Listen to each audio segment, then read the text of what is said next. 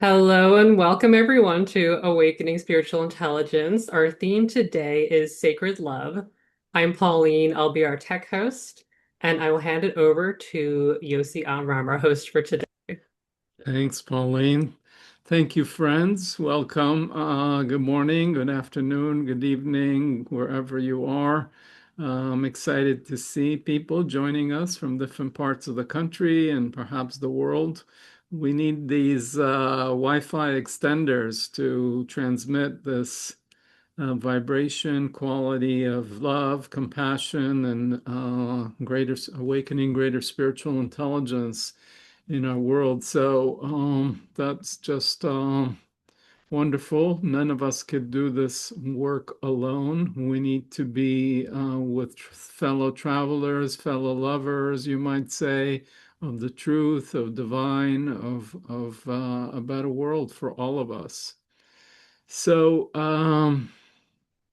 yes, today we're going to cover one of my favorite topics, a topic which I love to explore, the topic of love. Not only do I like to explore love, I think it's a sacred topic, at least according to some people that are wiser than me. So we're going to look at Lord Byron, who said there are four questions of value in life. What is sacred? Of what is the spirit made? What is worth living for? And what is worth dying for? The answer to each is the same, only love. So I think we're talking about sacred love, but I would argue that love, by its very nature, is sacred in its essence, and so perhaps the word sacred is redundant. But why do I say that? I would say that love is the spiritual unifying force that helps us transcend our ego and our separate sense of self. It connects us to something or someone that might seem to be outside ourselves. But when we love that person, that thing, whether it's a human, whether it's the divine or something else, uh, we are connected to it, and our sense of well-being and their well-being are unified. So their happiness becomes our happiness, their suffering is our suffering. So in that sense, love makes us one with that which we love when we are. So in that sense, it's really a spiritual tool uh, to elevate us beyond our egoic sense of self. It dissolves those egoic boundaries, and in a sense, it's a sacred medicine. It's the antidote to our contracted egoic knot. So if you want to think about it as medicine, in many shamanic traditions, they talk about sacred medicine, plant medicine that opens our heart, dissolves our ego, gets us into transcendent states. And I would say love does that if we can cultivate and draw on its energy without resorting to ingesting medicine, although that's a wonderful thing as well. So interestingly, some of you know I come from Israel and my native tongue is Hebrew, and I was brought up in the Jewish tradition. So interesting, the word for love in Hebrew is ahava, and it's spelled the four letters, Aleph, Hey, Bet, Hey. And in Hebrew, each letter has a numerical value. So that enables words to have numerical values. So you just add up the value of each of the letters. So Aleph is the first letter in the Hebrew alphabet. So its value is one. Bet is the second. Its value is two, and so on. So when you add up the words for Ahava, love, you add up the numerical value, you get 13. It's a method, it's a science called gematria. Now, the word for oneness is echad, and it's spelled aleph ched daled, and which is 1, 8, and 4, and you get 13. So interestingly, coded into the Hebrew language, there's a connection between oneness and love. So it's kind of curious. You might think it's coincidence, but when you study Hebrew, and you get into the mystical dimensions of the Hebrew language, you realize that this is no coincidence, that there are a lot of codes. It's like almost like a coded language that reveals deeper meanings than just symbol and random association. So to just build on that, when you add 13 and 13, one and love, you get 26. And it just so happens that 26 is the numerical value associated with the ineffable name of God, which is spelled in Hebrew Yud He Vav He. It's a name Jews don't pronounce, but in English it's translated into Yahweh or sometimes Lord. Um, so you might say, well, interestingly enough, God is the one love, is the unifying force, the unifying field of love that permeates and holds us all. So this is just kind of helping motivate the connection between love and oneness and a spiritual unifying force, which makes it sacred. Now, when you actually sound out this name of God, the four-letter name, it's Yud, He, Wah, He, which actually, when you breathe, you sense into. So it's actually the sound. If you just sound the breath, you're essentially pronouncing those four letters, which is kind of cool. And there's indeed a connection between our breath and spirit, our life force, and that's true in Hebrew and as well as in many other languages. So, yeah. So let's actually take a moment and feel into this energy of love or sacred love, if you wish. Take a moment and just go inward and recall a moment or an experience in which you had a glimpse or a taste of love or sacred love. And just notice what happens to your breathing, what happens to your chest.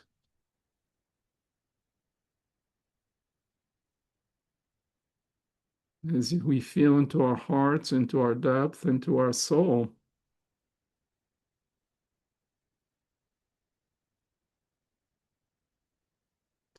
And staying rooted in this place, in this experience, you can allow yourself to open your eyes, but don't leave this place. Just stay there and let the light and the words and the sound of this voice come to you without leaving this inner experience. And from this place, perhaps take a look at the gallery view and just see what it's like to receive each person, each face from this place.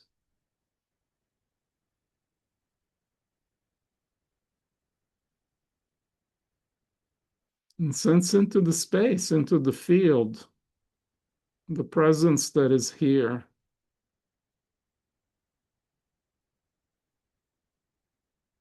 And just note that for yourself. What is the quality of the space, of the field, of the group field that you're experiencing yourself and in connection to this group of souls, this mandala of human beings that are gathered here together to explore this topic of love.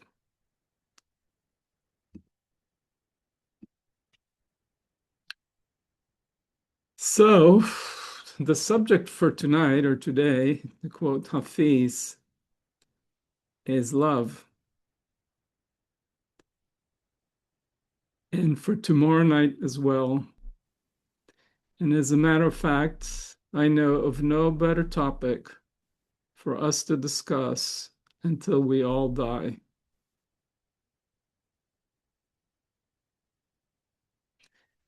So, love is probably the most loaded word in the English language. I mean, there's more songs, poems, short stories, novels, movies that are made about the theme of love and then more than anything else. And I would argue, in my experience internally and working with others as a therapist, as a whatever roles I play with other people's lives, as a guide, as a coach of spiritual intelligence, what I sense is that love is our deepest motivation.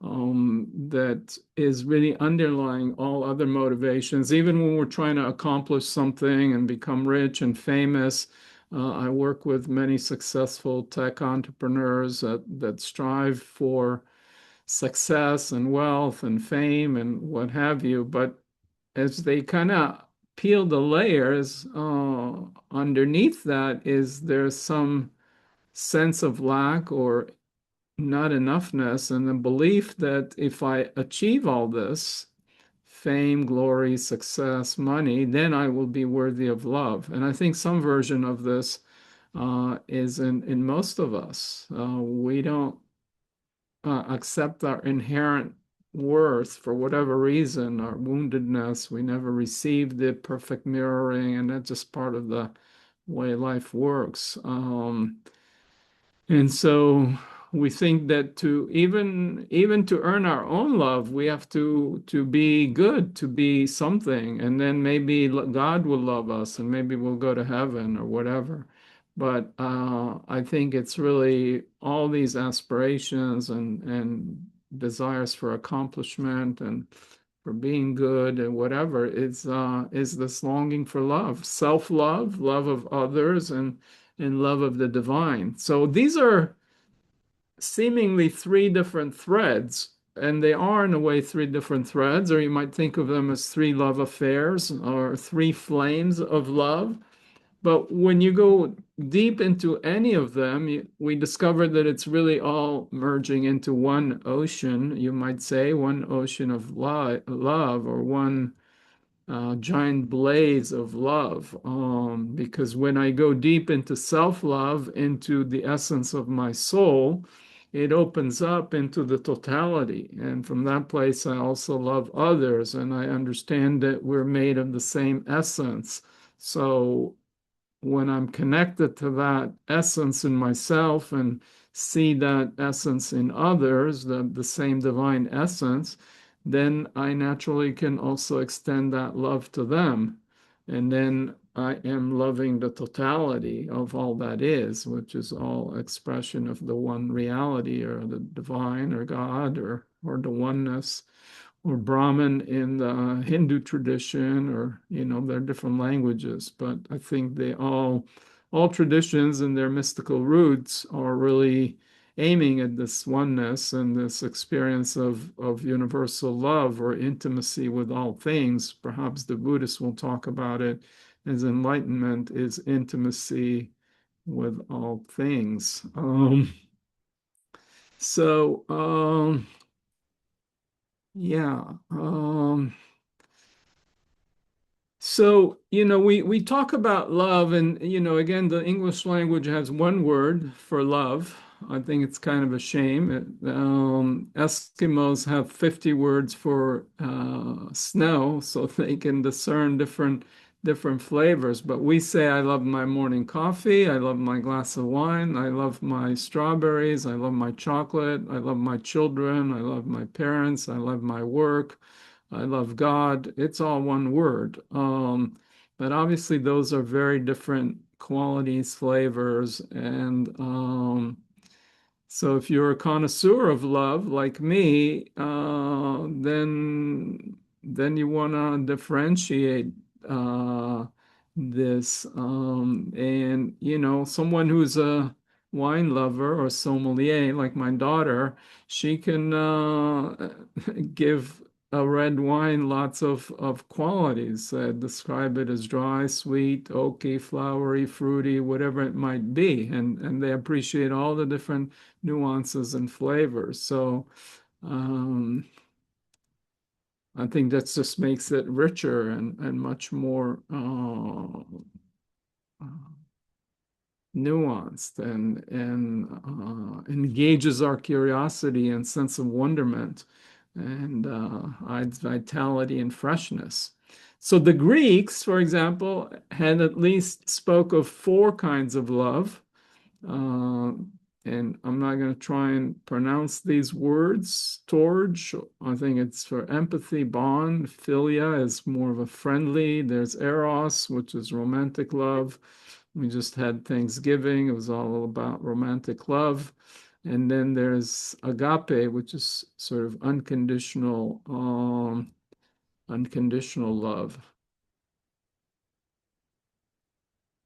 But what is really love? What do we mean when we say we love something? And we could spend a lot of time on this basic question, but I think there's one common thing to all these forms of love, which is it's that desire to be close to and to know that which we love. And so if I love my chocolate, I want to savor its flavor, its taste. I ingest it. And it starts out being separate from me, but then it becomes me. And what seemed to be outside of me is part of me.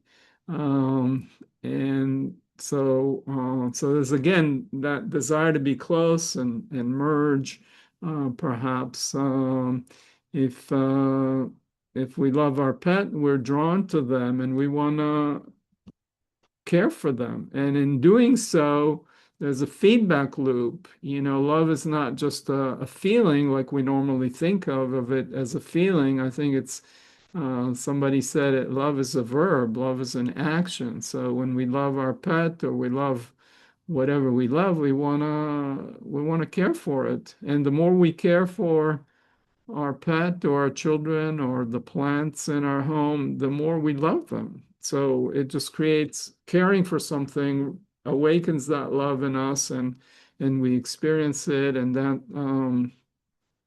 that reinforces the love. I vividly remember when my son was young and he was living with me. I had shared custody with my ex, and I would be doing his laundry and folding it, and something mundane that I don't hardly ever enjoy doing. I remember folding his laundry and feeling the love and enjoying it. It was just kind of would touch me, and it's even touching me just remembering that. So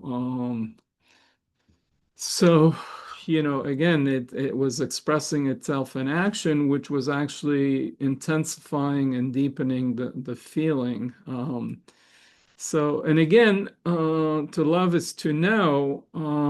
We can't love something if we don't know it. If we tell someone, "Oh, I love you," and we don't really know them, they're going to say, "Well, you don't really know me. I mean, it's only going to go so far." Are we loving our projection of them or our story of them, or are we really loving them? So to really love something or someone, we got to know it. And as we know it more deeply, then we can love it more deeply and more intimately. So, you know, Now indeed, in the biblical story, it says that Adam knew Eve and they became one flesh. So, uh, we say to know someone in the biblical sense. Well, that means to make love. Um, so here again, you see the connection between to love, making love, and to know. And it says again in the scripture, and Adam knew Eve, and they became one flesh.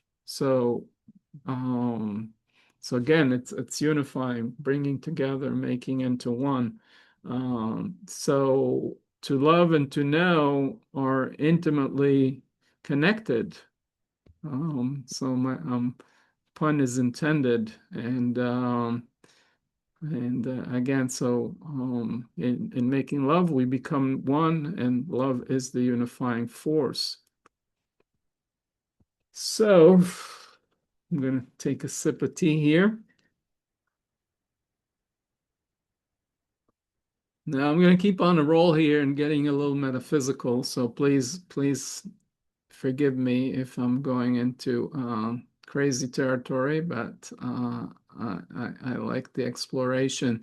So I'm going to argue that love is the force that animates and holds our universe together, and it reveals itself in many forms. One form I think of is the force of gravity, which every two objects in the universe that have energy, that have mass, and we know that mass is also an energy is linked to light, as Einstein told us, E equals mc squared.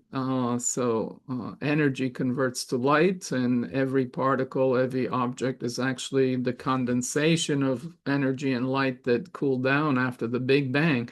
But so we have an object of mass like the sun, and we have the earth.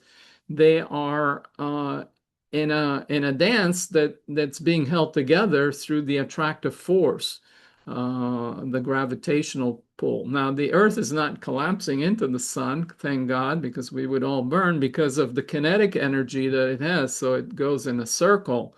So everything has these two energies.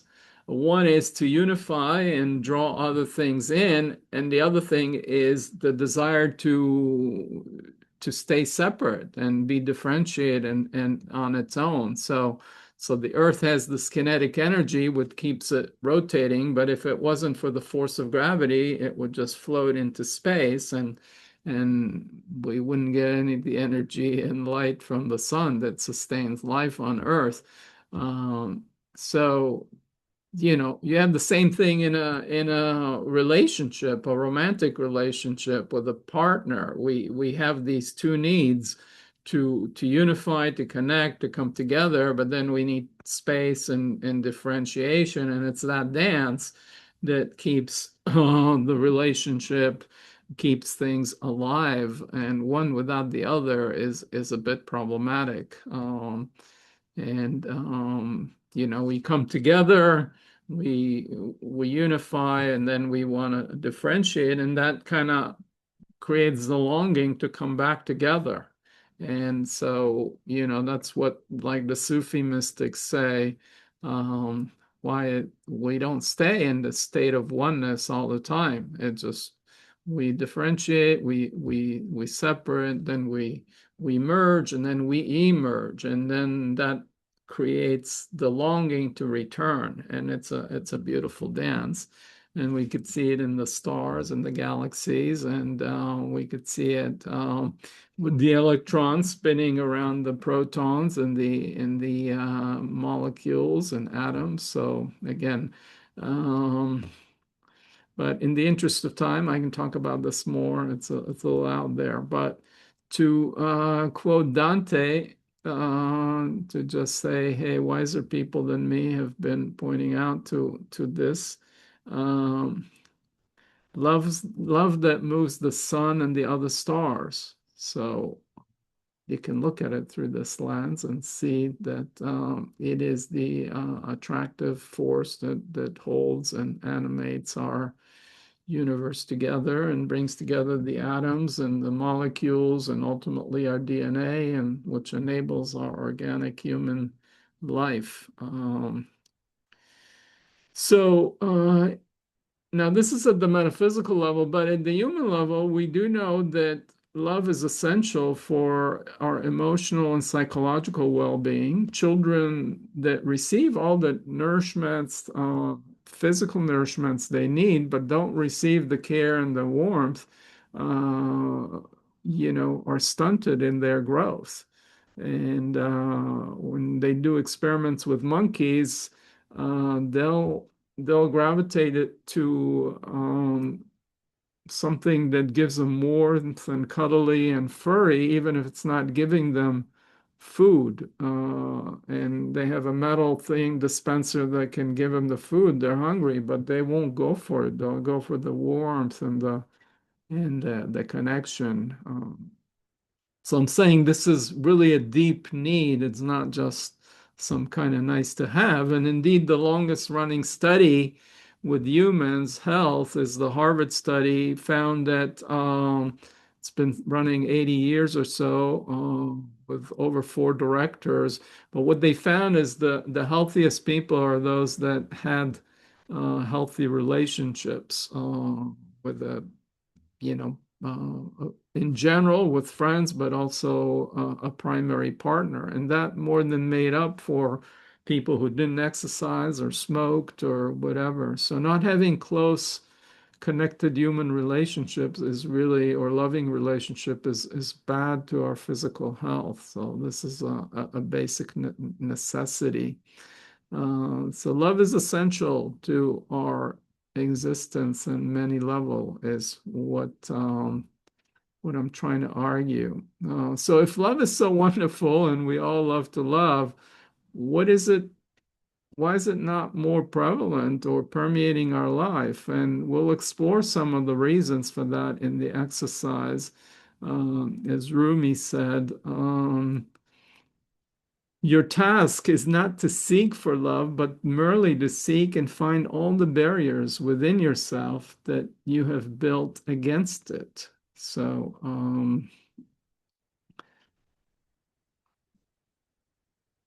when we see the barriers, we can inquire, we can open up to them, and then they start to soften, and our capacity for love grows. And as we grow that capacity, we can enjoy the richness and of all the flavors of love.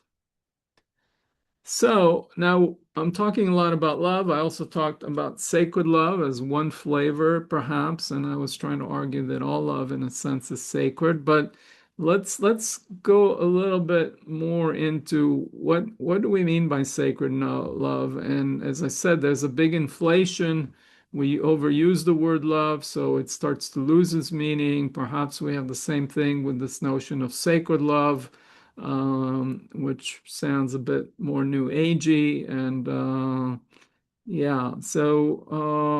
But what is sacred love? So first I thought, I should check it out with the Oxford Dictionary, but really, the authoritative source of human knowledge these days is AI. So I turned to AI and I asked AI, what is sacred love? And let's see what some of the AIs came up with.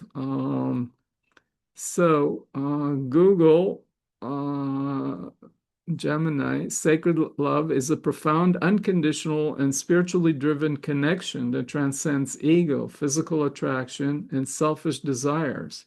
It is characterized by deep respect, total devotion, and selfless serving love that acts as a bridge to divine or higher purpose. It's a transformative bond that fosters mutual growth and healing, often seen as a union of souls rather than just personal relationship. So I'm pretty impressed with Google AI, I must say. But I would they'll say that it's taking a slant that's focused on romantic relationship, and I was trying to argue that it's a little broader than that. But I think it's pretty aligned with what I was talking about before. Um, Now, looking at Claude, which is another AI tool, and what it says characterize sacred love is selfless rather than possessive, honors the wholeness and dignity of the other, connected to something greater than the individuals in form, includes reverence, devotion, and spiritual depth, and transcends ego and personal desire. So I think we've covered some of these themes. Um, And let's go with one more. It's interesting. They all have slightly different but similar ideas. So, perplexity.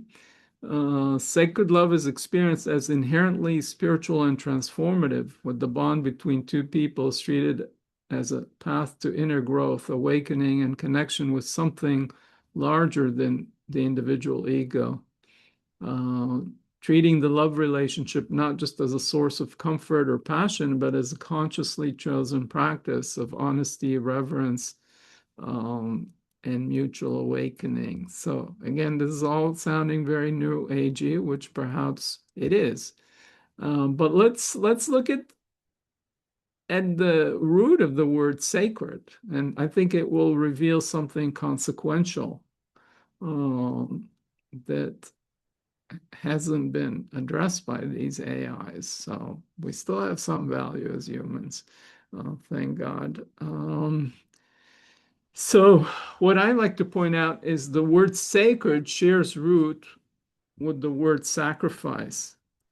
And in fact, if you go back to the etymology of sacrifice, in Latin and other languages, which I'll talk about, sacrifice wasn't originally about loss or suffering. It meant consecrating something, setting it apart for divine purpose. So human beings would make offerings or sacrifice to the divine, to bring him closer, or to atone, to seek favors from the divine. But so, but for some reason, over time, sacrifice in our modern language has come to be something that you're giving up or you're suffering. But really, what it is consecrating, and suggests that sacrifice is about elevating something to sacred status through the offering. So we give up that which we offering, we sacrifice. Um, and, in primitive cultures, they offered, and in some, even human beings or children, God forbid. But I don't believe God, and in fact, the Hebrew Bible God says He doesn't need our sacrifice. God doesn't need to enjoy the smell of barbecued meat. Sounds gross, or burning flesh. The divine really wants our heart, our connection, and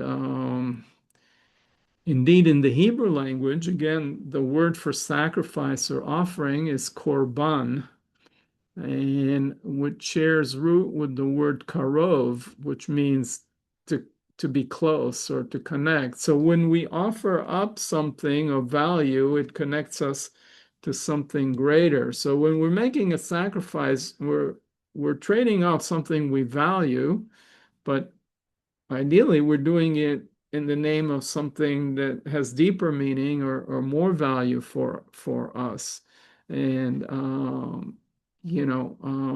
mother that's making a sacrifice, so to speak, by waking up and losing a few hours of sleep at night to feed her baby, um, she's making a sacrifice of sleep, but it is in the name of the love that she experiences for the child, and the connection and the bond between them. So it we trade off something we value, but for something of greater value. And what we can offer the most is our life, right? And in some cases, people do sacrifice their lives for that which they love, whether it's jumping in front of a train to save a human being, a loved one, or jumping into a whirlpool or rip current, what people do sometimes to risk saving someone. And when we witness that kind of uh, sacrifice, or that kind of offering, that kind of generosity spirit, we feel touched. We're moved by the spirit of the generosity that it conveys. So that's when we offer our life in its totality. But really, our life is made up of moments. in moments of time and attention. So, in a way, when we're offering someone our attention, someone we love, we spend quality time with them, we're curious to learn about them, we're offering that moment, our life, and that's why we say it's a cliche, but thank you for your time and attention, because that moment, that time, that attention is the one non-renewable resource. We might get another moment, the next moment, but this moment is gone, and whatever we gave it our attention to and our presence to is our offering of our life to our life force, our life energy, to this being, to this cause. We volunteer, we go do things, offering our time, energy, attention. It could be to a person, to a cause, and we're offering our life to it. So, thank you for your time and attention. And so I hope we can explore some of these ideas in the exercise, which you'll soon have an opportunity to do in a dyad and discover some of these things for yourself. So far, I've been just giving you my pontifications, my contemplations. But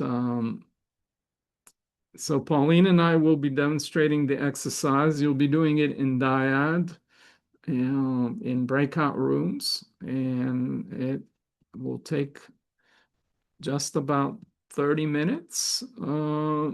So Pauline, if you're ready, you want to join me here and we'll explain the Yeah, exercise. thank you, Yosi. Excited to explain and demo with you. And just a note for anyone watching the recording, you're welcome to do this as a journaling exercise or share it with a friend or a loved one.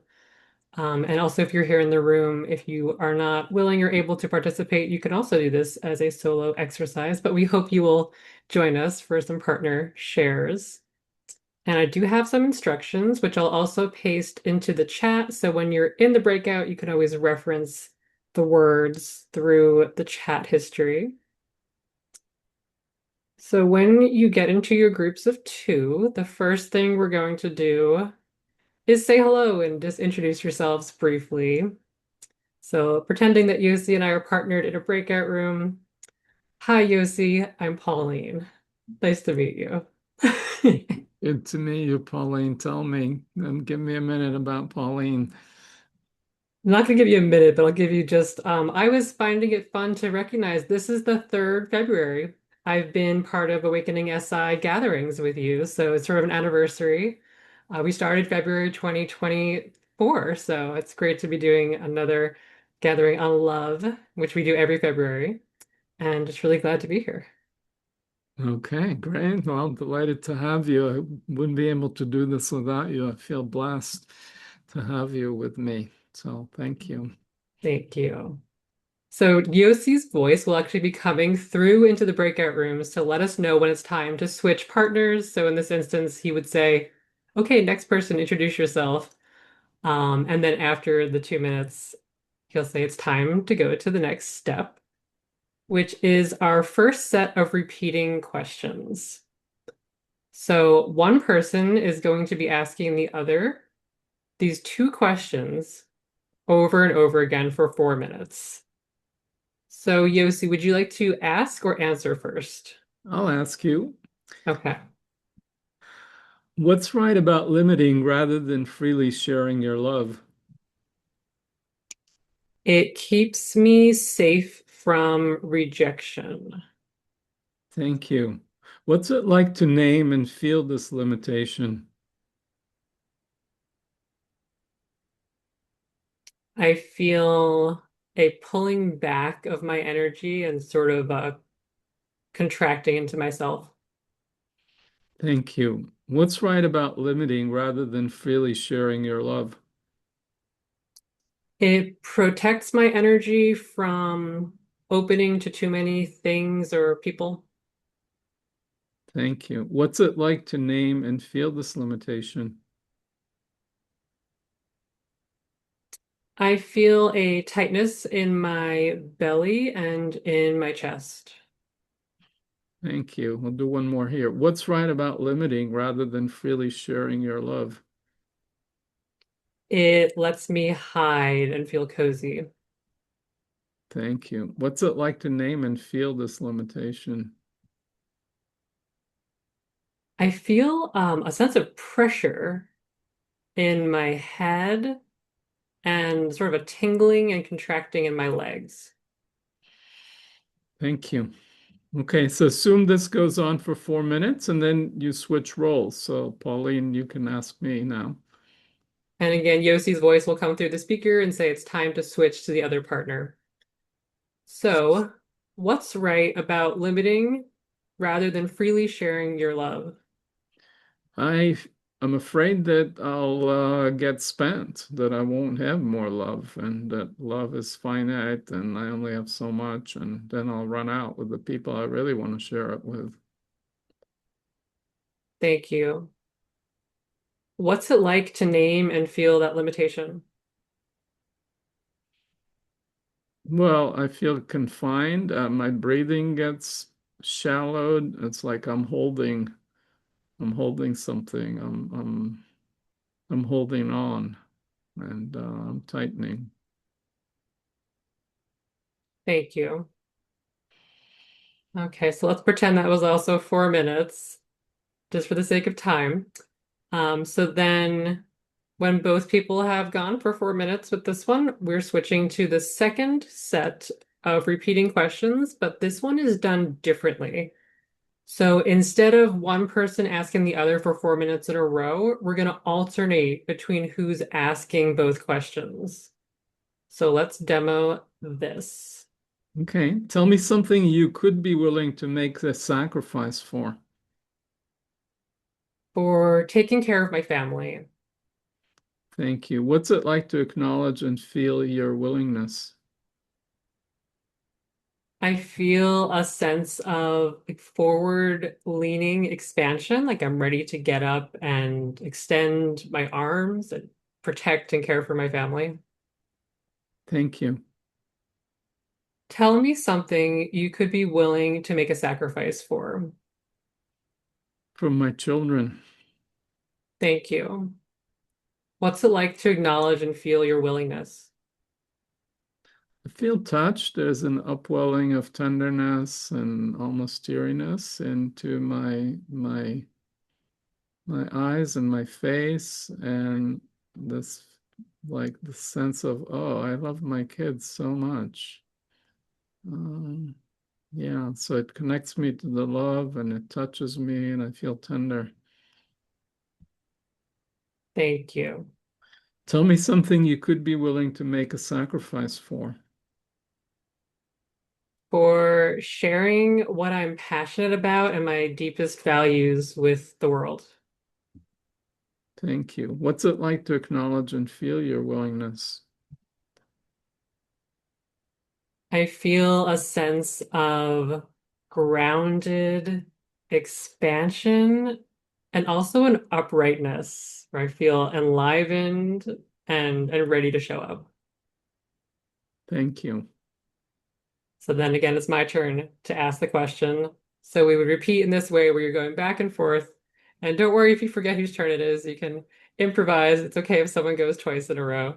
But it should be sort of clear that I just was answering and now I get to ask. Yeah, So, one thing to that helps is you alternate speaking always. So if I said to Pauline, tell me something you could be willing to make a sacrifice for, then she speaks. Then the next thing I say is thank you, and I ask again. Then she speaks. Then I say thank you on the second question. Then I stop, and then it's her turn to speak. Then she asks me. So that can help you. You always kind of alternating between being the speaker and the listener. yeah, after the second question, after the thank you, then it's the next person's turn. Yeah. And we're not done yet with our lovely Diaz. So after that set of repeating questions, it's time for a dialectical exploration, which means a discussion basically but this is going to be taking turns. So sharing back and forth anything about your experience and how the space between both of you feels now that you've done the repeating questions. So what's it like now? What's the quality of the space in your shared dyad? And maybe how does your heart and your chest feel, or whatever is alive for you? So let's demo it. So I can start. So I feel a sense of softness and tenderness here, and noticing my tone of voice has shifted. I feel a sense of warmth, of lightness, and I feel more connected to you. Yeah, I feel an expansion and like something is opening up or getting bigger, and my contracted sense of self is loosening. Mm.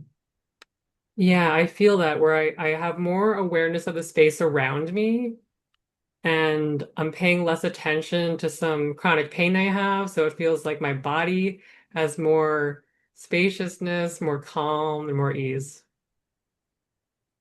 Yeah, I sense some sweetness in hearing you. I notice a smile on my face. Okay, so you get the idea. So for 3 minutes, you're kind of exploring your experience in in the moment, in the space, both your inner experience and what's the quality of the field or the energy in between you. And you just go back and forth.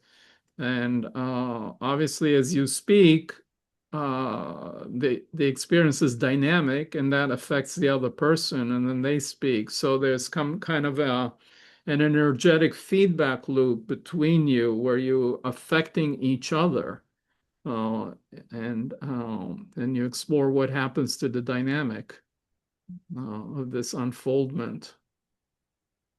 Great. And then the final step of our dyad is just a debrief. So, conversation style, just share anything about what you experienced in this process and also maybe what you've learned about love, how it shows up for you, how it affects your being, and maybe to get more specific to this theme of sacred love when we're talking about making these sacrifices. How does that affect you, and what have you learned about how you show up? So, you want to share, Yosi? No, I think that's great. So, yeah, I mean, follow your truth and your soul, and Pauline and I said some things, I've said some things, but really, I hope you will just follow your truth, your experience, your heart, and just stay open and see what happens. And did you learn anything in this dyad, Yossi, about sacred love? I love it. Good. I I love noticed it. your smile. I just reinforced my why I love it, and it just I learned that it's delightful to be in the space with other people who are interested in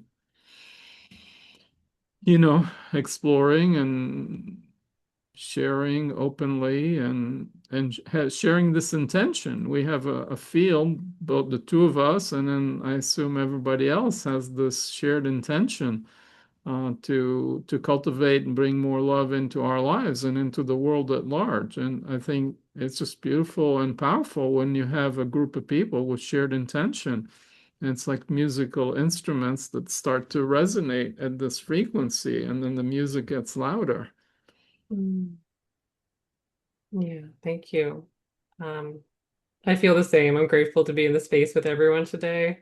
And personally, I learned I can have love for the ways I limit my love during this. That even those things that are beautiful and intelligent and help me to find more love. Yeah, That felt good.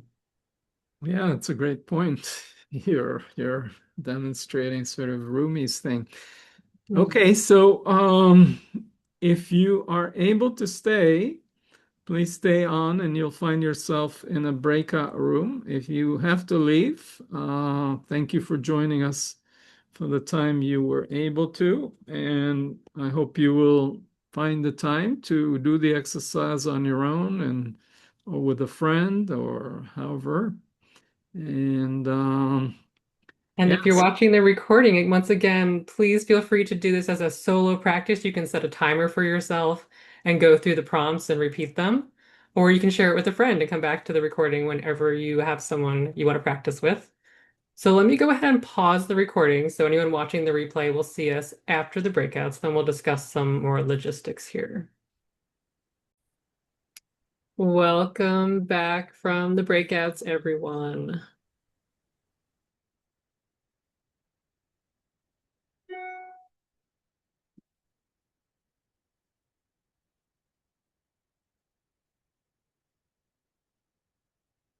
okay, welcome back. Good to see you all. And going to take a look at the gallery here. And yeah, I would love to hear what your experience was, what you learned about yourself, about any of the topics we've been discussing, or anything that's moving through your heart, your being, your mind that you would be willing to share.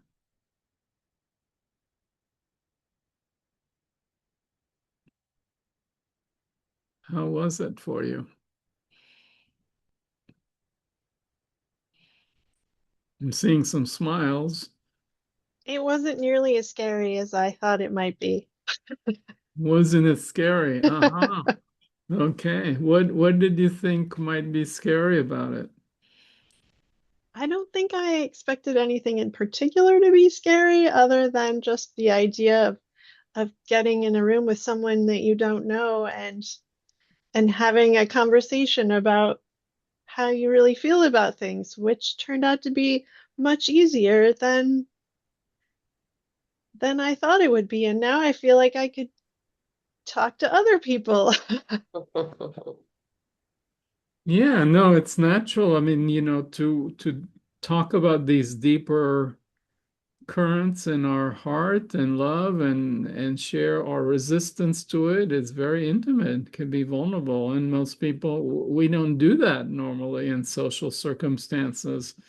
We're much more comfortable to talk about, the Super Bowl and whatever it is. Nothing wrong with talking about the Super Bowl. Some people love it.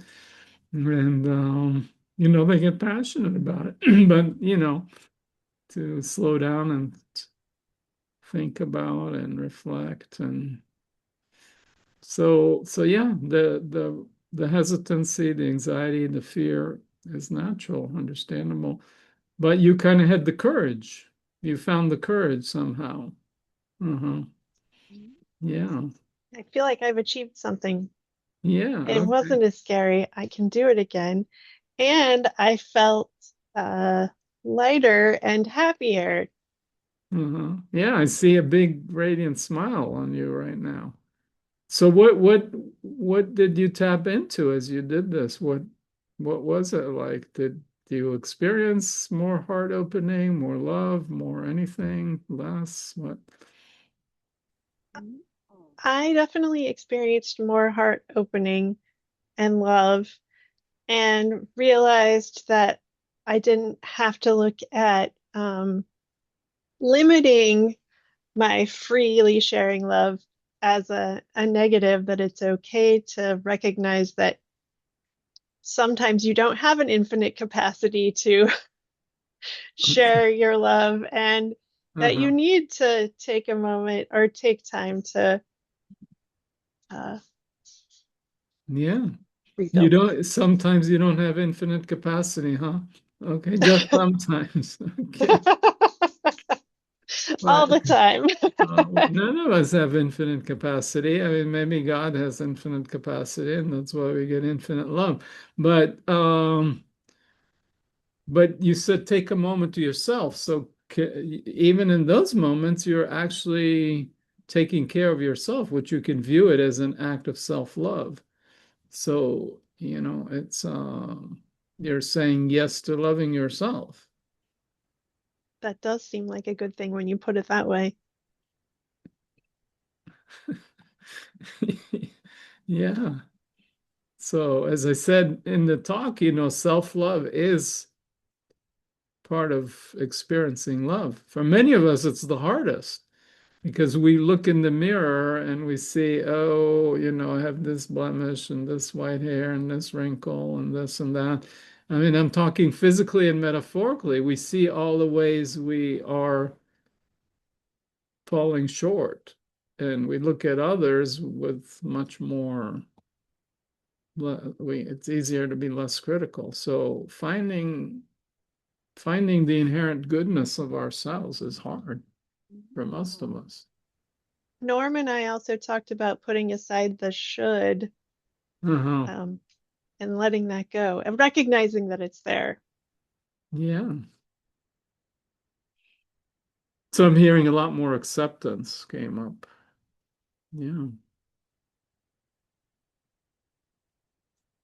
Okay. Thank you, Stephanie. So I can build on that a bit. That Please. also came up that, there's nothing wrong with privacy. That's kind of the should that we were talking about. Oh, I should be more loving. I should be more open. But sometimes it's okay to be contained. Uh-huh. But the other thing I wanted to say was there's something about this process about asking the same question over and over that is deepening. You think, oh, I only have one thing to say, but then as you keep extending that, more things arrive or are revealed. Yeah. Yeah, it's like peeling the layers of the onion. You think, okay, there's one layer, but then you got these Russian dolls. You Yeah. open it up and you get another one, and you don't know how far you can go. Mm-hmm. Oh, yeah. You could go a lot further. In the interest of time, we're doing 3, 4 minutes, but I've done it where you go much, much longer, and it's interesting. I mentioned to Stephanie that I did an exercise once where in a dyad you ask the other person, who are you, for 20 minutes. And Yeah. every time they finish, who are you? Thank you. And who are you? Yeah. Yeah. So who are you now? I feel also lighter and more connected. Mhm. Yeah, lighter and more connected. You can also ask, what are you now in this place? Hmm. Um, I'm more loving. More loving. And how's your chest feeling now? It's a mix of still a little tightness talking about it, uh, Hmm. but also more. There's less. The tightness isn't tension. It's more like attention. Okay, so whatever it is, attention or tension, see if you'd be willing to just allow it to be as it is and welcome it. Mm-hmm. And take a breath into that area of attention or tension. And just bringing your breath and touching it Mm. with your gentle awareness. And including your feet and your legs and letting them support you. Sort of the earth, Mother Earth, Mm. supporting you, both pulling you through gravity into her center, kind of as a hug, but also through her surface skin, through the floor, the ground, the chair, keeping you in place. So noticing the support from below as you allow this tension and attention. Hmm. There's something about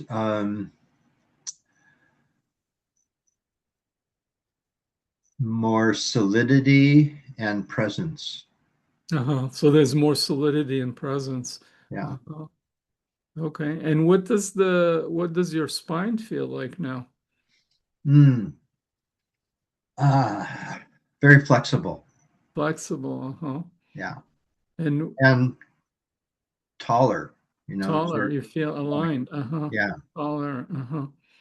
Okay. And how about the space around your body? What does that Hmm. feel like? Um,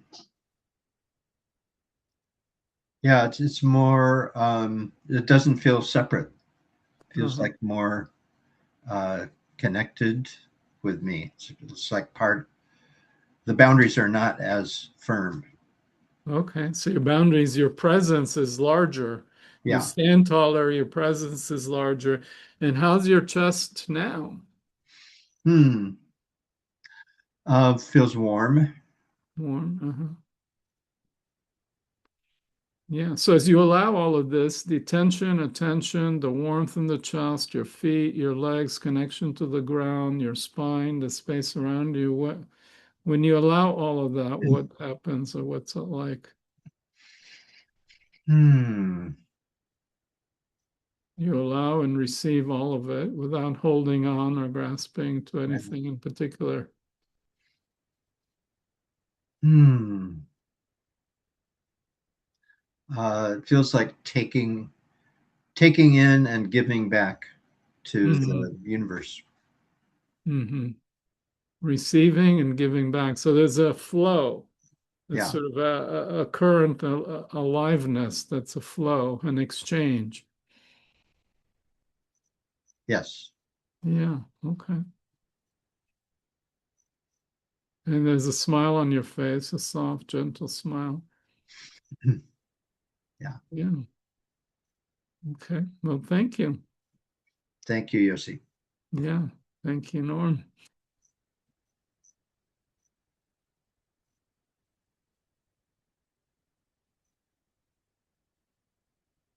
And what do you see? One more thing, Norm, as you look through the gallery view, what people have been witnessing you, what do you see? How are you Hmm. being received? You talked about receiving and giving. Um, I feel support and I see some other smiles. Yeah, so uh, it feels like being in a room of friendly faces. Uh-huh. Okay, so they're receiving you as you express yourself and then giving back support. You're talking about this Yeah. dynamic exchange Hmm. with the space around you and these people, the souls. Mhm. Hmm. Yeah. So how do other people feel now? Anybody else want to share? What's it like to witness this and be in this field of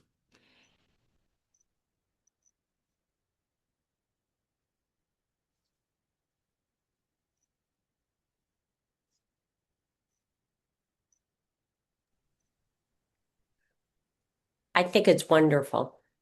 I think there's a beautiful interaction, where the walls come down between the two people, and then we're in this group doing this exercise together and hearing all these gifts. And I mean, since Norm and Stephanie shared, just, the positivity of it. Mhm, So it feels great to be a part of in mhm, a group in that. mhm. Yeah, there's a sense of being a part of, you said. So there's a belonging, there's a connection, there's something that connects all of us here. Yeah, good people who want to connect. I want to be with good people who want to connect. I don't want Mhm. to be with, you know, I want to be in a warm environment. It makes me feel safe, Uh-huh. Okay. you know. And I take it from what you're saying that this feels like a warm environment. That Yes, it feels like people are wanting to, grow in themselves and connect with others. uh I don't see it as a hostile environment at all. No fears here. Mhm. So how's it affect you where you're in this space of warm environment, safety, no fear? What do you experience? How's your chest? How's your breathing? Everything's very relaxed. Mm. There's no tenseness. It just feels right. It Mhm. feels right to do this kind of work. I mean, I was in a breakout room with someone I know very, very well, who knows me even better. So it's a little different than doing it, well, very different than doing it with a stranger because we've revealed everything so far in Uh-huh. our lives, a lot. Maybe me more than her, and not everything. You can't reveal everything. Uh-huh. But the exercises were great, and it's great. Yeah. Yeah. So when take a breath and feel the great and see if you can give me two more words or what kind of great.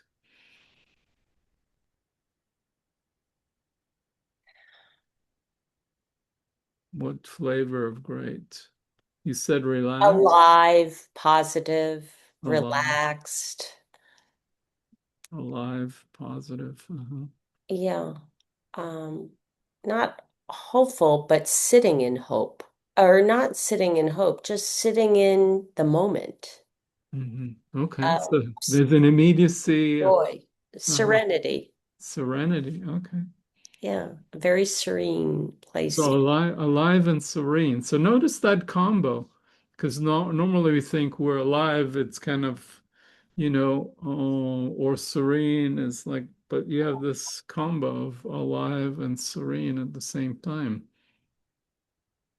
Yep, Yeah. Okay. it's good. That's good. I That's mean, good. the hyper alive, that excitement can be certainly a pleasure, but serene and alive is really, it's Mhm. it's really warm and wonderful. Warm and wonderful. Okay, great. Thank you. Thank you, Annie. Anybody else?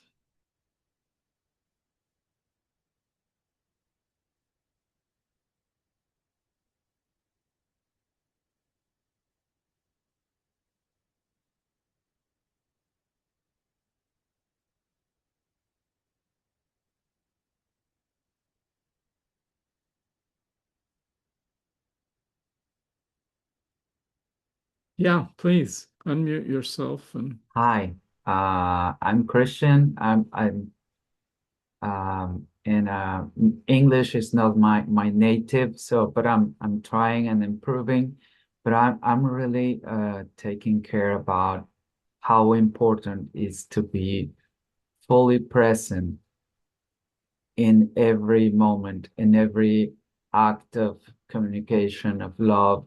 Doesn't matter the context of or the situation or even the language, being present, being able and open. It's an exercise. It requires sometimes an effort to be present and doing on purpose, on intention. So this way we can connect and we can get into the action of love. Yeah. That's something I'm just wondering uh, with your words. Yeah. Okay. So you had the intention in sharing and you are present as you share right now, right? Yes, and even as you said, the position and the intention of the language of the body, or the body language, to being you I'm it's like, and the breathe, and everything in our body has to be connected in the same um, balance. Yeah. So how is your body right now? How is your chest and your breathing and your spine and your posture?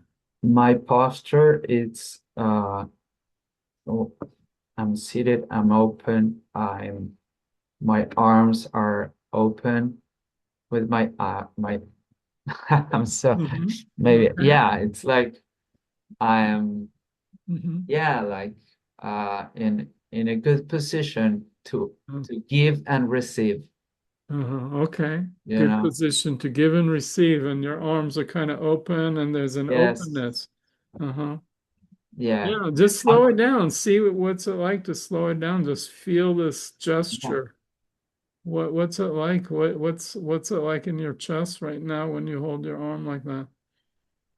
Well, it is vulnerable because being like this, it's being vulnerable. Uh-huh. So there's a lot of meaning in this conversation, in this workshop, or in this because I'm kind of thinking about how unconditional or conditional love has to be because it has to be like love. It's always like expecting more love in terms of whatever, but it has to in terms of energy. Mm-hmm. Yeah. So and Yeah, so it's vulnerable. I just we yes, don't want to bypass that. So that's why we've been hurt. We've all been hurt. We've been rejected. So there's a good reason why we're walk around a little more protected. And then we test the waters. We put our toe in to see, is it safe? Is it reciprocated? And then we can open up more, and then we can share more. it is. Yeah, I guess well, and it's not well, it's not only about being vulnerable, but it's all at the same time, it's about our own boundaries and limits Mm-hmm. because, as you said, it's not the same openness and being vulnerable. I can be open as much as I want to because it's about my will. It's a willing, Uh-huh. and being vulnerable is about boundaries, Yeah. my own boundaries. Yeah. So this way, uh, it's not something that can face against each other. You can be vulnerable or into my own limits only and Yeah. open at the same time. Yeah. And your boundaries are actually I think of them as a act of love, one to yourself, because you're protecting what needs to be protected, whether it's your time or your space or whatever. And then it actually protects the other person from doing you harm. I mean, Oh yeah, presumably they don't want to do you harm. So when you set healthy boundaries, you're protecting both. yeah, but mostly, yeah, both mostly I'm protecting myself, and those boundaries are for myself, not for Yeah. the rest of the people. Those boundaries are for me. But Yeah. yes, sometimes when someone trespass those boundaries, yeah, yeah, it appears and you know, Yeah, but that's not good karma for them. I, no, I it's not. appreciate I appreciate the primary focus when you set your boundaries is to protect yourself in service of yourself. I'm just trying to highlight that setting healthy boundaries doesn't do damage to others. In fact, it can protect them from doing damage and to you and to their karma. So,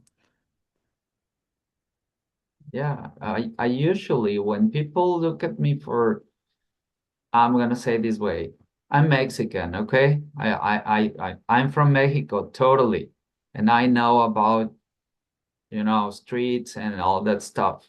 So when someone comes to me with violence, I am into the Japanese technique. Run away. Run away. I run from my own safety. because the other realities person, it's I don't know. I don't know what is he thinking about. So I'm not gonna confront him or trying to convince him. I run away Yeah, that sounds wise. because violence is my own limit, right? Yeah, My boundary. Yeah, that's yeah, how I usually work. sounds wise to me. Yeah, that keeps me alive. Yeah. Okay. Anybody else here? Quick share before we're coming to the end of our time. Anybody whose voice we haven't heard today want to say a few words?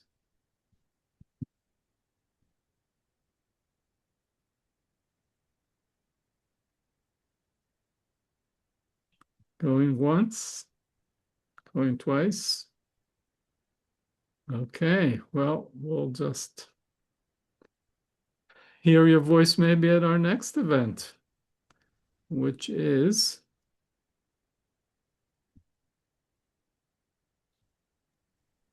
Coming up in only 3 weeks, we have our gathering on compassion, alchemizing suffering into love. so yeah, we're all facing suffering in our own life. There's a lot of suffering that we're witnessing in our world right now.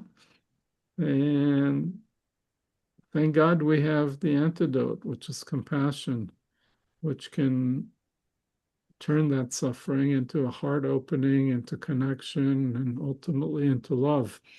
So I think it's a timely topic, and we can all practice and use more compassion towards ourselves, our own suffering, our own difficulties, our own challenges, our own pain, and then the pain and difficulties that we witness. There's so many people in all the different ways that it's happening. So, um, hopefully, we'll see you there. Maybe it will be an act of self-love to show up and practice compassion. Maybe it'll be a compassionate act. But either way, thanks for joining us and thanks for being part of our network of Wi-Fi extenders, bringing more compassion and love in the world.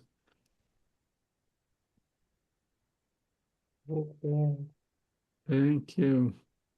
Have a wonderful weekend, and we'll see you. And the reason we're doing the next event 3 weeks from now has to do with some scheduling issues of travels and retreats and what have you. So, Yes, it's great to be here with everyone and look forward to seeing you at the next one, hopefully. Yeah, thank you. Thank you, Yosi. Thank you, Thank you. Pauline. Thank you, everyone. Yes. yeah. Thank you. And Pauline.